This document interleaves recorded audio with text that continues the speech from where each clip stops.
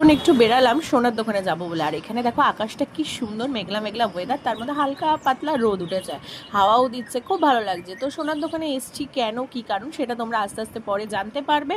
কারণ কিছু সামনে একটা বড়সড় কাজ আছে, সেই জন্য কিছু জিনিস তো কিনতেই হবে, সেগুলো নিতে। আর এখানে দেখো মান্তাসাগুলো কত সুন্দর লাগছে। তো এখানে আমি মান্তাসাগুলো দেখালাম, তারপর পায়ের তোরা কেন দেখছি, এত বড় পায়ের তোরা কাকে দেবো, সেগুলো তোমরা সব আস্তে আস্তে জানতে পারবে, এখন কিচ্ছু বলবো না। তো এখানে দেখো সোনার দোকান থেকে এরকম একটা পায়ের মল, আর এদিকে দেখো একটা পুচকুর হাতে কোমরের বিছা, এগুলো দিদুন টাকা দিয়েছিল, সব নিয়ে এসেছি। তো ওকে পরিয়ে টরিয়ে সাজিয়ে গুছিয়ে আমরা চলে যাচ্ছি মেলাতে। সামনে একটা মেলা হচ্ছে সেখানে। আর কুট্টুস দেখো মেলাতে এসে কিন্তু ও ঘুমানোর তালে থাকে, এই গরমের মধ্যে কি করে ঘুমিয়ে পড়ে ভগবানই জানে। তারপর আমরা এখান থেকে একটা আন্টি আমাদের আইসক্রিম দিল কুট্টুসের জন্য, বললো তোরা আইসক্রিম খাও, তো কিছু খেতে পারবে না, তো থ্যাংক ইউ।